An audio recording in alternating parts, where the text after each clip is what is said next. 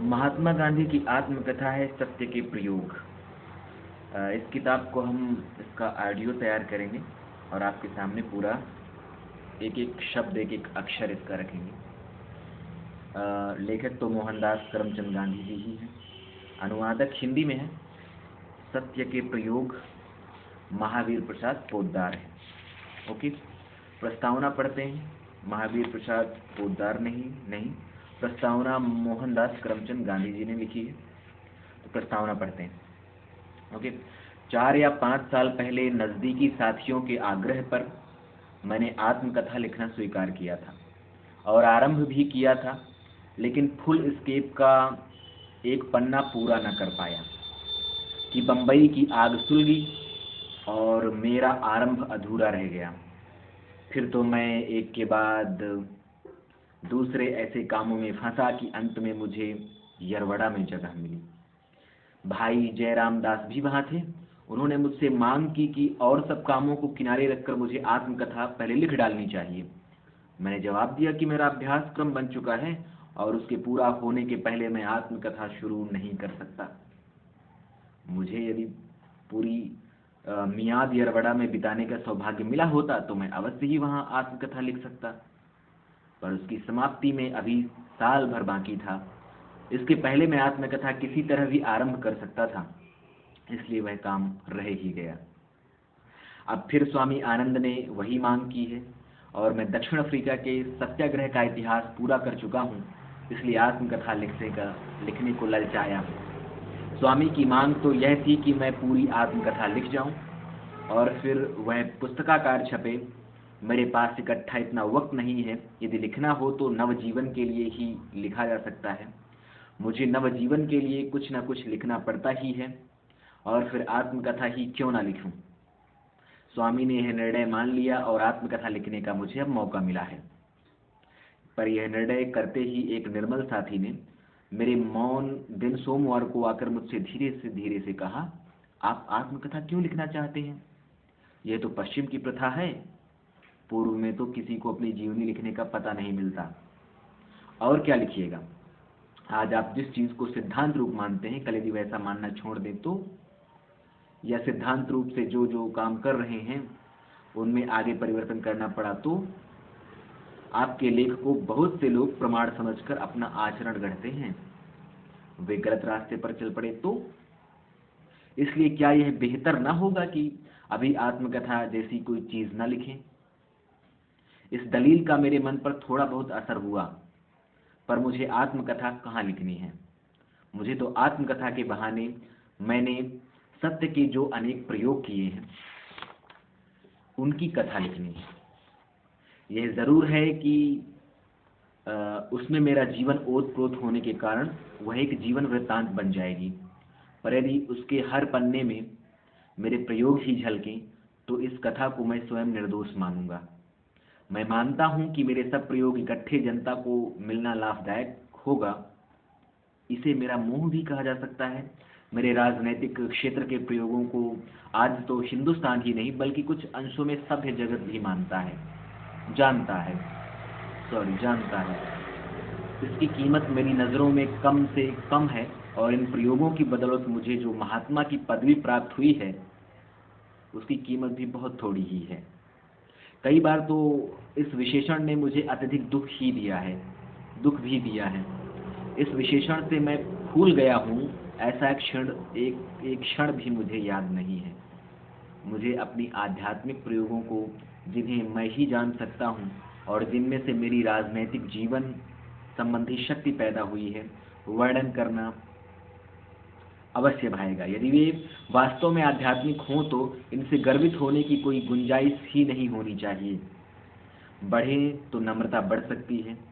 ज्यों-ज्यों मैं विचार करता हूँ, अपने अतीत पर दृष्टि डालता हूँ, त्यों-त्यों अपनी अल्पता मुझे साफ दिखाई देती है। मेरा कर्तव्य तो, जिसके लिए मैं 30 वर्ष से झींक रहा हूँ, आत्मदर्शन है, ईश्वर का साक्षात्कार है, मोक्ष है। मेरी सारी क्रियाएं इसी दृष्टि से होती हैं, मेरा सारा लेखन इसी दृष्टि से है, और मेरा राजनीतिक क्षेत्र में आना भी इसी वस्तु के अधीन है। पर भले ही भूल से हो, मेरा यह अभिप्राय रहा है कि जो एक के लिए शक्य है वह सबके लिए शक्य है। इसलिए मेरे प्रयोग निजी नहीं हुए, ना निजी रहे। मुझे नहीं लगता कि उन प्रयोगों को सबके सामने प्रकट करने से उनकी आध्यात्मिकता कम होती है।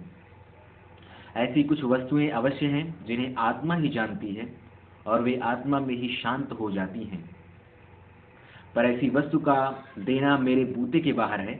मेरे प्रयोगों में तो आध्यात्मिक अर्थात नैतिक धर्म अर्थात नीति आत्मा की दृष्टि से अवलंबन की हुई नीति धर्म है।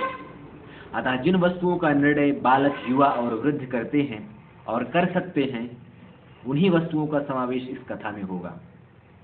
ऐसी कथा यदि मैं तटस्थ रूप से निरभिमान रहकर लिख सकूं तो उससे दूसरे प्रयोग करने वालों को कुछ सामग्री मिल सकती है। अपने प्रयोगों के संबंध में मैं किसी तरह की संपूर्णता का दावा नहीं करता। जैसे विज्ञान शास्त्री अपने अत्यंत नियम, विचार सहित और सूक्ष्मता पूर्वक करता है, फिर भी उससे उत्पन्न हुए परिणामों को वह अंतिम नहीं कहता, अथवा यह नहीं कहता कि यही सच्चे परिणाम हैं। इस संबंध में यह संशय नहीं, तटस्थ रहता है। वैसे ही अपने प्रयोगों के विषय में मेरा भी मानना है। मैंने खूब आत्मनिरीक्षण किया है, प्रत्येक भाव को जांचा है, उसका विश्लेषण किया है, पर उससे पैदा हुए परिणाम सबके लिए अंतिम ही हैं, अथवा यही सही है, ऐसा दावा मैं कभी नहीं करना चाहता। हाँ, एक दावा जरूर करता हूँ कि मेरी नज़रों में ये सही है और इस समय तो आखिरी से लगते हैं। यदि ऐसा न लगे तो मुझे इसकी बुनियाद पर कोई इमारत खड़ी नहीं करनी चाहिए। मैं तो हर पग पर जिन वस्तुओं को देखता हूँ उनके त्याज्य और ग्राह्य दो हिस्से कर लेता हूँ, और ग्राह्य के अनुसार अपना आचरण बनाता हूँ, और आत्मा को जब तक संतोष दे तब तक मुझे शुभ परिणामों के विषय में अटूट विश्वास रखना ही चाहिए। यदि मुझे केवल सिद्धांतों अर्थात तत्वों का ही वर्णन करना हो तो इस आत्मकथा को लिखने की जरूरत न रह जाए, पर मुझे तो उनके ऊपर रचे हुए कार्यों का इतिहास देना है, और इसीलिए मैंने इस प्रयत्न को पहला नाम सत्य के प्रयोग दिया। इसमें सत्य से अलग समझे जाने वाले अहिंसा, ब्रह्मचर्य इत्यादि के नियमों के प्रयोग भी आ जाएंगे, पर मेरे ख्याल से सत्य ही सर्वोपरि है और इसमें अनगिनत वस्तुओं का समावेश हो जाता है। यह सत्य वह स्थूल वाणी का सत्य नहीं है, यह तो जैसे वाणी का है वैसे विचार का भी है। यह सत्य हमारा कल्पित सत्य ही नहीं है, बल्कि स्वतंत्र और चिरस्थायी सत्य है, अर्थात परमेश्वर ही है। परमेश्वर की व्याख्याएं अनगिनत हैं, क्योंकि उसकी विभूतियां भी अनगिनत हैं। ये विभूतियां मुझे आश्चर्य में डाल देती हैं, मुझे तनिक देर के लिए मोह भी लेती हैं, पर मैं पुजारी तो सत्य रूपी परमेश्वर का ही हूँ। वही एक सत्य है और अन्य सब मिथ्या है। यह सत्य मुझे मिला नहीं, पर मैं इसका शोधक हूँ। इसके शोध में मैं अपनी प्यारी से प्यारी वस्तु भी त्यागने को तैयार हूँ। इस शोध रूपी यज्ञ में इस शरीर को भी होम करने की तैयारी है और शक्ति है, ऐसा मुझे विश्वास है। पर इस सत्य का साक्षात ना कर लेने तक मेरी अंतरात्मा जिसे सत्य समझती है, उस काल्पनिक सत्य का अपना आधार मानकर, अपना दीपक समझकर उसके आश्रय में अपना जीवन बिताता हूँ। यह मार्ग यद्यपि खांडे की धार पर चलने के समान है, तथापि मुझे यह सरल से सरल लगा। इस मार्ग पर चलकर अपनी भयंकर भूलें भी मुझे तुच्छ सी लगती हैं, क्योंकि ये भूलें करते हुए भी मैं बच गया हूँ और अपनी समझ के अनुसार आगे भी बढ़ा हूँ। दूर दूर से विशुद्ध सत्य की, ईश्वर की झांकी भी हो रही है। सत्य ही है, इसके सिवा दूसरा कुछ भी इस जगत में नहीं है, ऐसा मेरा विश्वास दिन प्रतिदिन बढ़ता जा रहा है। यह किस प्रकार बढ़ता गया है, यह मेरे जगत अर्थात नवजीवन इत्यादि के पाठक जानकर चाहे तो मेरे प्रयोग के हिस्सेदार बने और उसकी झांकी भी मेरे साथ साथ करें। इसके सिवा जितना मेरे लिए शक्य है उतना एक बालक के लिए भी शक्य है, यह मैं अधिकाधिक मानने लगा हूँ, और इसके लिए मेरे पास सबल कारण है। सत्य की शोध के साधन जितने कठिन हैं उतने ही आसान हैं। ये अभिमानी को अशक्य लगते हैं और एक निर्दोष बालक को शक्य लगते हैं। सत्य के शोधक को रजकण से भी छोटा होकर रहना पड़ता है। सारा जगत रजकण को कुचलता है, पर सत्य के पुजारी के लिए तो स्वतंत्र सत्य की झांकी तब तक दुर्लभ है जब तक कि वह इतना अल्प न बन जाए कि रजकण उसे कुचल सके। यह वस्तु वशिष्ठ विश्वामित्र के आख्यान में स्पष्ट रूप से बतलाई गई है। क्रिस्तान धर्म और इस्लाम भी इसी वस्तु को सिद्ध करते हैं। जो प्रकरण मैं लिखने वाला हूँ उनमें यदि पाठक को अभिमान की गंध आए तो अवश्य समझ लेना चाहिए कि मेरी शोध में त्रुटि है और मेरी झांकी मृग तृष्णा के जल के समान है। भले ही मेरे जैसे अनेकानेक का क्षय हो, पर सत्य की जय हो। अल्पात्मा को नापने के लिए सत्य को के गज को कभी छोटा होने का अवसर न आए। मैं चाहता हूं कि मेरे लेखों को कोई प्रमाणभूत न समझे, यह मेरी विनय है। मैं इतना ही चाहता हूं कि उनमें मैंने जिन प्रयोगों को चर्चा की है उनको दृष्टांत रूप मानकर अपने अपने प्रयोग यथाशक्ति और यथामति करें। इस संकुचित क्षेत्र में मेरी आत्मकथा के लेखों में से बहुत कुछ मिल सकेगा, ऐसा मेरा विश्वास है, क्योंकि जो कहने योग्य है ऐसी एक भी बात मैं छिपाने वाला नहीं हूँ। मैं पाठकों को अपने दोषों का भान पूरी तरह कराने की आशा करता हूँ। मुझे सत्य के शास्त्रीय प्रयोगों का वर्णन करना है, अपने गुण बखानने की तिल मात्र भी इच्छा नहीं है। जिस गज से मैं अपने को नापना चाहता हूँ और जिसे हम सबको अपने लिए काम में लाना चाहिए, उनके अनुसार तो मैं अवश्य कहूँगा कि मौसम कौन कुटिल खलकामी, जिन तन दियो ताहि बिसरायो ऐसो निमक हरामी।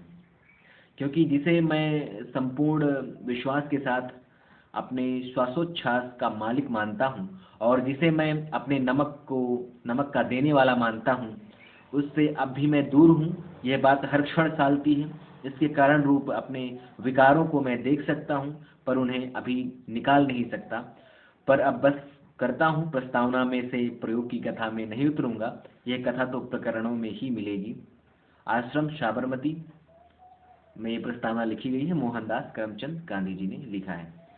अब इस आत्मकथा में जो 5 भाग हैं, उन भागों में एक एक भाग हम कंप्लीट करेंगे। तो प्रस्तावना कंप्लीट है और अगली वीडियो में हम अगला भाग कंप्लीट करेंगे। धन्यवाद।